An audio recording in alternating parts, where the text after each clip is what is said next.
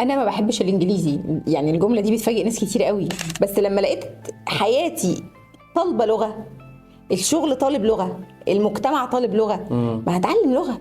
ومش كل حاجه بنتعلمها عشان بنحبها، ما مش بالحب اصله. اذاكر لوحدي وافتح مصادر كتيره بالهبل في ماسوره مصادر مكسوره دي على حقيقة.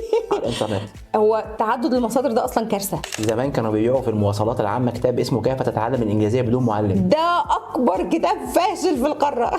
اكبر نصبايا حصلت في في التاريخ. التاريخ.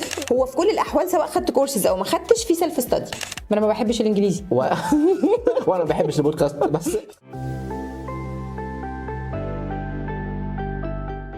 اهلا بيكم معانا في سلسله بودكاست انجليزي ده يا مرسي، ومعانا زي ما اتعودنا شيري حسين سفيره الانجليزي. اهلا بيكي. اهلا بيك. ناس كتير بتقول لك ايه، انا ما بحبش الشغل اللي بشتغله، انا ما بحبش الماده اللي بدرسها، ما انا ما بحبش الانجليزي. وانا ما بحبش البودكاست بس. طب ايه يعني الناس دي يعني عشان يطور من شغله وحياته يعمل ايه؟ نقول له ايه؟ انا ما بحبش الانجليزي. يعني الجمله دي بتفاجئ ناس كتير قوي. انت بتتكلمي انجليش بقالك كام سنه وبتدرسي والموضوع كبير. انا ما بحبوش اصلا. يعني أنا لما درسته ما درستوش عن حب. انا بحب العربي، كنت شاطره فيه قوي في الثانويه العامه. جميله. كنت بحبه جدا، كنت بكتب شعر وبكتب قصص وحاجات كده. بس لما لقيت حياتي طالبه لغه، الشغل طالب لغه، المجتمع طالب لغه، ما هتعلم لغه. ومش كل حاجه بنتعلمها عشان بنحبها، ما مش بالحب اصله. مش باختياري. لا. انا لو كل واحد مكتوب له ان هو يختار كل الحاجات اللي هو عايزها كانش في حد تعب. صحيح. فانا عشان اعرف اعمل حاجه هيت بوينت كويسه في حياتي لازم اتعلم اعمل اللي انا ما بحبوش بدل هو ده المناسب، لحد ما ربنا يديني رفاهيه ان انا اعمل اللي انا بحبه بس. ودي رفاهيه مش عند كل الناس. يعني ده مش شيء سهل اي حد يقدر يعمله. انا ما عنديش شغل او ربنا كتب عليا، او يعني نصيبي فرض عليا ان انا ادخل كليه ما بحبهاش. وبعدين كم من الناس اللي بدات في حاجات ما بتحبهاش وبعد شويه حققت فيها نجاحات؟ لا مش قليلين، ده كتير. طلبه كتير كنت اعرفهم ثانويه عامه وكان داخل كليه كارهها، وعلى ثالث سنه رابع سنه بقى امتياز، اتخرج، اشتغل صيت وذاع، بقى عمل بروجكت. انا لو ما كنتش دخلت الكليه دي ما كنتش لقيت نفسي اصلا. وانا لو ما كنتش اتعلمت انجلش ما كنتش زماني قاعده بعمل البودكاست ده معاك دلوقتي. طيب الناس محتاره بقى، اخد كورس، اذاكر لوحدي، افتح يوتيوب واشوف حاجات اونلاين، ايه الانسب؟ الناس تختار ايه؟ اذاكر لوحدي وافتح مصادر كتيره بالهبل في ماسوره مصادر مكسوره على الانترنت. هو تعدد المصادر ده اصلا كارثه. يعني انا دلوقتي ببقى عامل في تعدد المصادر ده زي ايه؟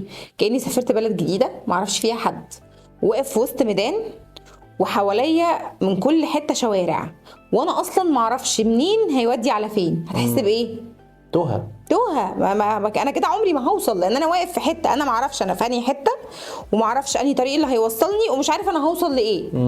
وفي بقى كل واحد عمال يقول لي هعلمك انجليزي في 93 ساعه، وانا في 5 ايام هخليك بتتكلم لبلب، احفظ كلمات، لا الجمله ملوش لازمه. وكل واحد طالع بجمله بس عشان يطلع ترند.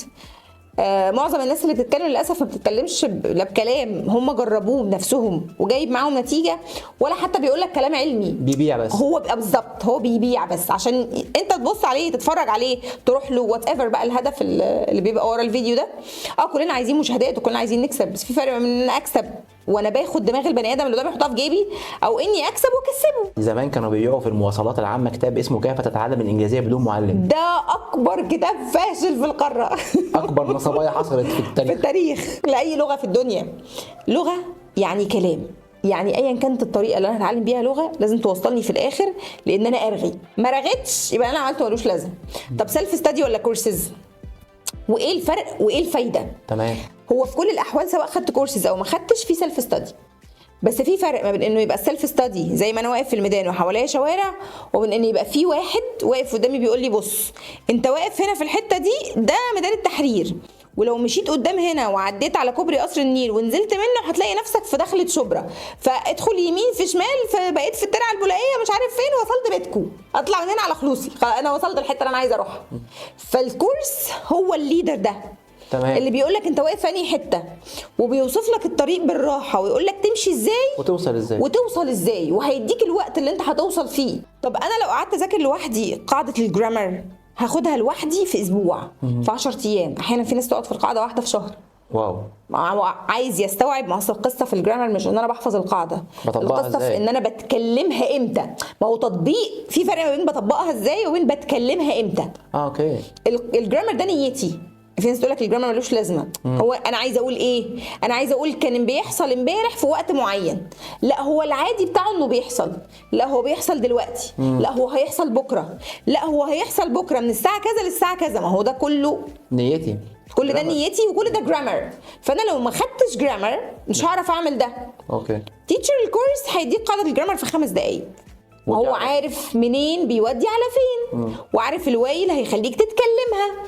فهو بيسهل عليك الموضوع، واللي انت هتقعد تحارب فيه مع نفسك شهر هو هيديهولك في 5 minutes exactly. خلاص السيشن انت فهمت قاعده الجرامر وطبقت عليها، شكرا. عشان كده انك تروح كورس اولى من السيلف ستادي. طبعا اسرع كتير.